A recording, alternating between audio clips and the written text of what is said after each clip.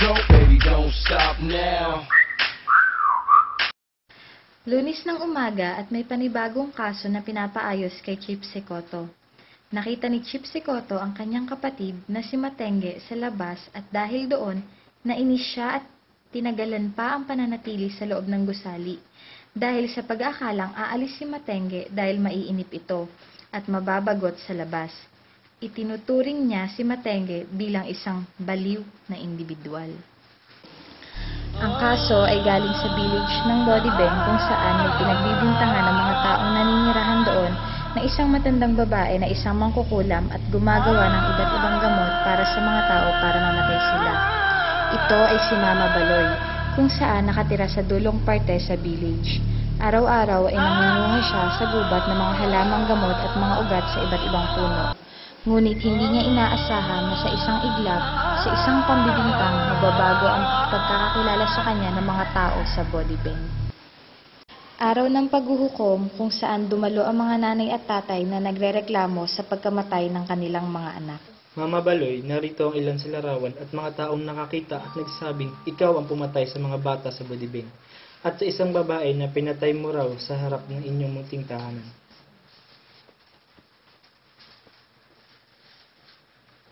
Nanay, ano ang masasabi niyo sa mga aligasyon na binibintang sa inyo sa mga tao ngayon?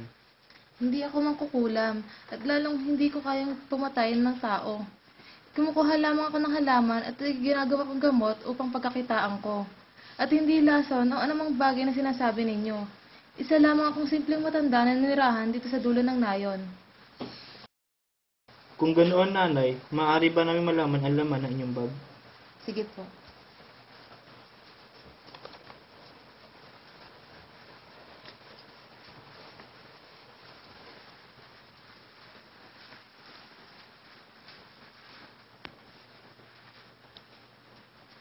Wala talaga akong alam sa mga binibintang nila sa akin.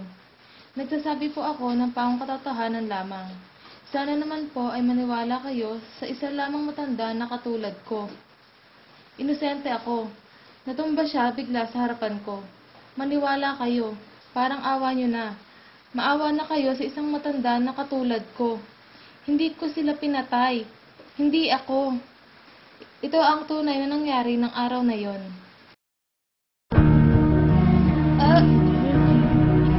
Tulong!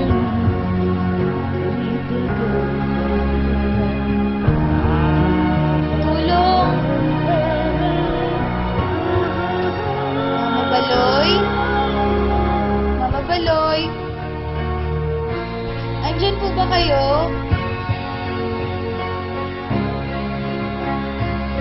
Mama Baloy, andyan po ba kayo?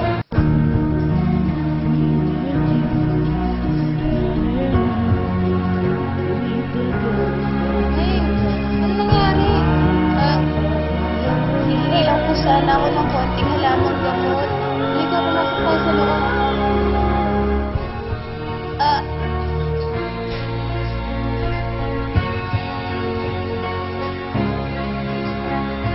Sandali lang, kumain ko lang ng gamot.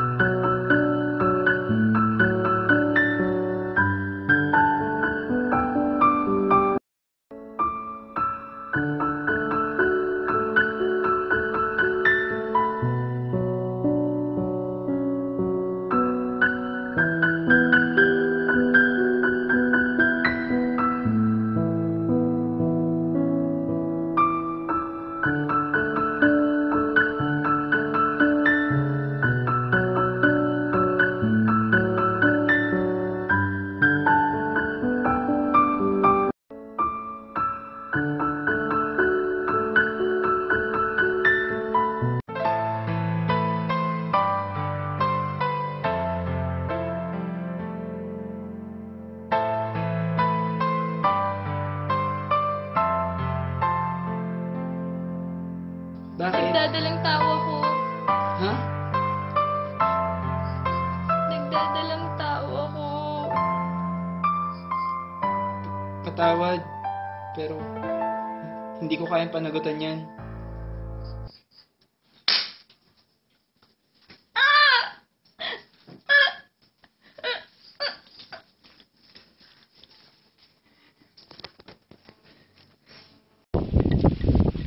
Ito, mabisa to sa pagdarugo mo.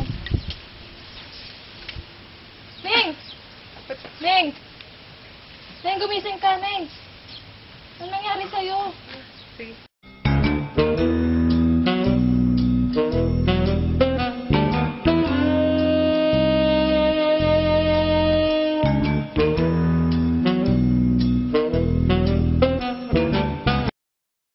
Siya nga talaga ang may sala. Tara na at sabihin natin sa lahat na mahuli na ang babaeng yan. Totoo, siyang pumatay sa kapatid ko. Ano ba yan? Mangkukulam na nga, mamamatay tao pa. Kainis. Oo nga, tara na. Baka mahabol pa niya tayo. Dapat, mahuli na siya agad-agad. Dapat, umalis tayo dito.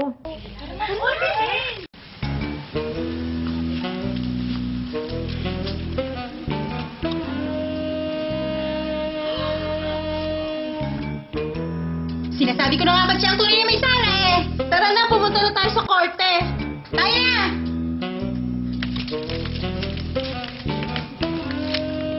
Mga anak ha, simula ngayon wag na kayong lalabas ng bahay. Sige, umuwi na kayo.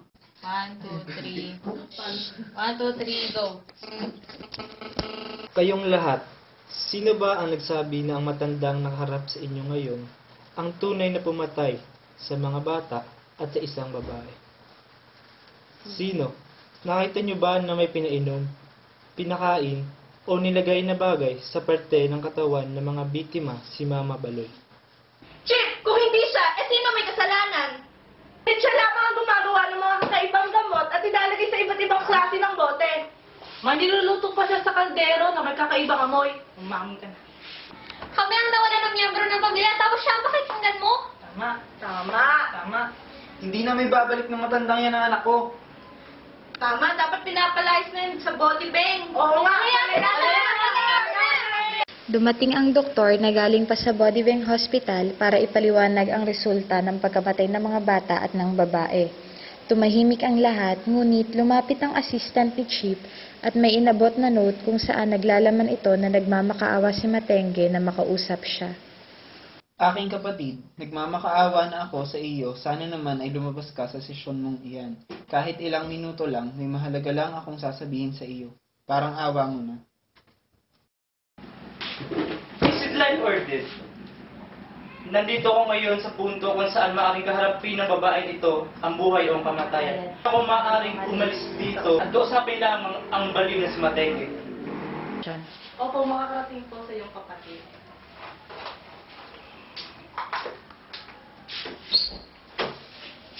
Base sa aming pag-iimbestiga, ang dahilan ng pagkamatay ng mga bata ay isang sakit na tinatawag na pneumonia.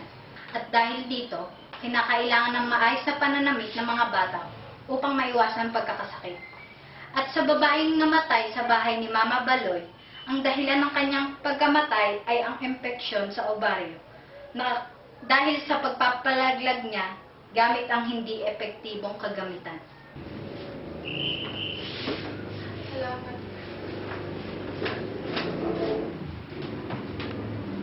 Isa-isa nagtunguhan ng mga tao dahil sa hindi patas na pagtrato at pambibintang nila sa matandang babae na si Mama Baloy.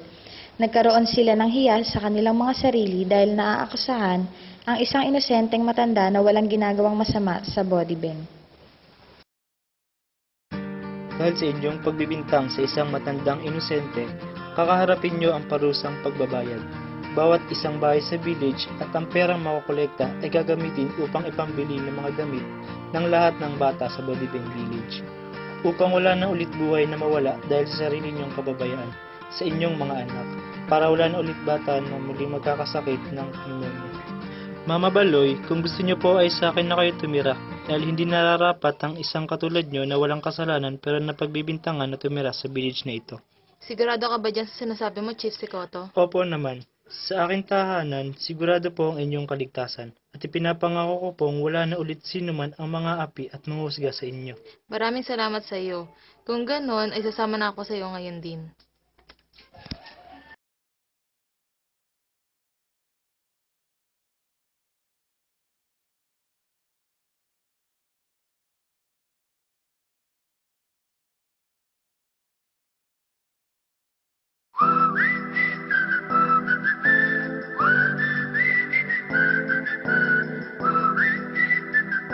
Habang naglalakad papalabas